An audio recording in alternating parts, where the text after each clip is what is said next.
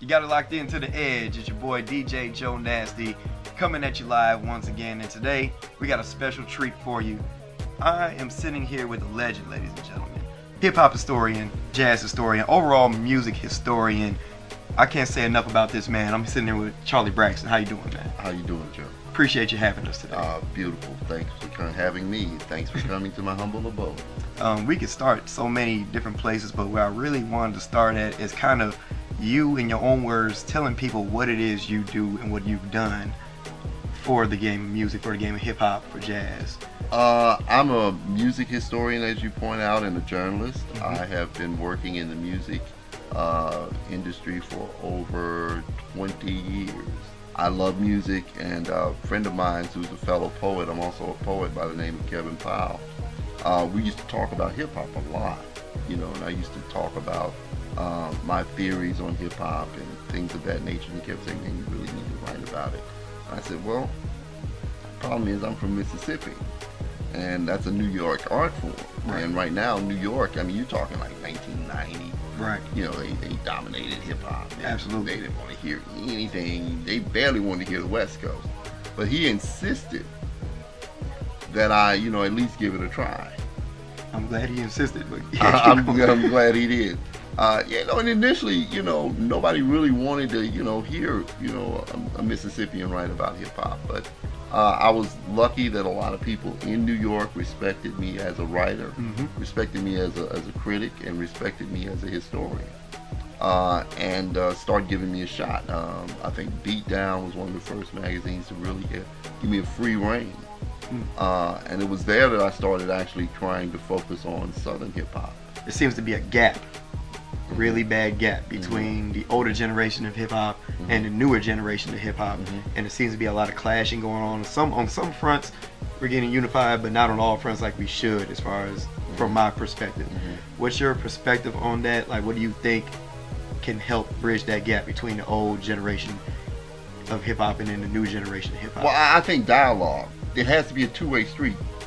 The youth have to reach out to the elders, and the elders have to reach back. When I came to Jackson, my intention essentially was to do what I do and just not be involved. Right.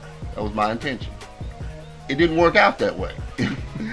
I got heavily involved in Jackson's hip hop. I wrote about it. I had a column in Murder Dog about it. I got involved in people's careers. Reese and Bigelow also was involved in their career. Boo, I advised Boo. Really, there's nobody that really, like, from the old school in Jackson that really started to bubble that I didn't at least come across. I think we need to come together. Right. I think we need to understand that if one person makes it, that doesn't necessarily mean only one person will. I think that the person that makes it has to have a responsibility to say, I'm going to at least help at least one person. Now, with your wealth of knowledge, could you please give the newer generation of artists some advice on what it is that they need to do to be successful? All right, I would say three fundamental things. Okay. First of all, make sure your music is good.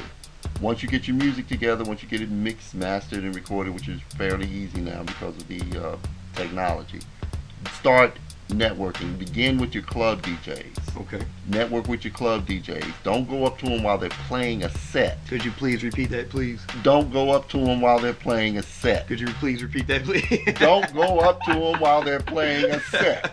Okay. Show up early. When they're help them carry their crates. Yeah. Talk to them. Say, listen, this is my record. I'd like for you to take a chance and listen to it, and get their number and get back with them later. All right. Three, most importantly, the internet. At one point in time, Mississippi artists were locked out of the mainstream. In other words, we couldn't get our music heard in New York. We couldn't get it heard in France. Now, through the advent of the internet, through blogs, through MySpace, Twitter, Facebook, you can promote your record globally. Yep. You can promote and sell direct to fans. Don't be hung up on, oh, I got to get a deal or else I'm not going to make it. If you can put out mixtapes, if you can get on other mixtapes, if you can get on the internet and push your music, do it. Now, what would you say to artists who might feel like they're discouraged because of where they're from in the South? I would say to any Southern artist, no, don't be discouraged, because who you are, where you are, the culture that you come from is what makes you unique to the world. Right. Hip hop is about representing where you're from, being proud of where you're from. So, being a Southern artist, you have to be proud. You shouldn't feel discouraged. We built our whole entire market off independence. Mm-hmm. We built the independence game. We've shown other people what independence can do. Master P showed the world what being an independent artist was really about, and other people started following suit. So I wouldn't be discouraged if I was a Southerner. Another thing I would say, don't be ashamed of being a Southerner. Don't be ashamed of your culture. Don't be ashamed of the music that your parents listen to. Use that to tap into what you're doing. Mississippi, for instance, we have a rich history of blues and Southern soul that we need to tap into to make our music, because that's what's going to make us unique from the world. You know, when most Southerners, rappers are speaking, we're really the grandchildren of blues musicians. Mm-hmm. So who has a better claim to that than us? Now, right now, one of the biggest Mississippi artists right now that's on the rise is Big K.R.I.T. So, are you familiar? Am I familiar? I've been knowing K.R.I.T since he was 16 years old. He sat in my living room when he was 16 years old and played beats for me. How you feel about his success right now? Oh man, I'm elated. I'm happy. I am extremely happy. That brother's worked really hard for what he's gotten. Definitely. He's one of the fresh new voices in hip hop. His music reflects the blues, even though you don't hear the blues guitar. The way he talks about life, the way he talks about struggles, the way he puts it together. That's fundamentally blues. That's fundamentally the blues, and that's what's going to make him one of the most fascinating artists. It's going to be interesting to watch him grow as an artist. It's going to be very interesting.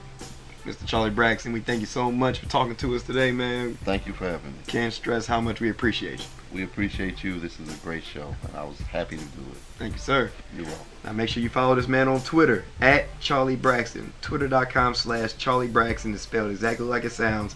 Make sure you keep it locked right here on The Edge. RLC Media Group, a full-service media production company specializing in video production, website design, and media consulting. Visit us at www.rlcmediagroup.com. Email us at info@rlcmediagroup.com or give us a call at 601-896-6787. Prodigy Inc. Marketing. Marvelous marketing that means business. 3155 J.R. Lynch Street, Jackson, Mississippi. We specialize in brand development, logo creation, advertising, campaigns, direct mail, packaging, web development, public relations, media planning, and point of sale. For all of your marketing needs, contact Marvell A. Turner Jr. at 601-316-8864 or by email prodigyinc.marketing@gmail.com.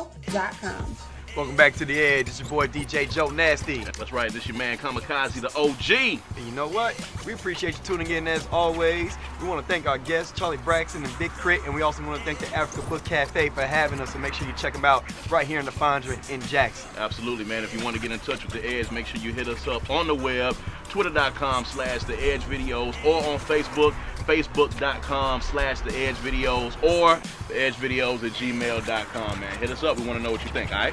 Next week on The Edge, more music, more talk, right here, baby. We out. The Edge.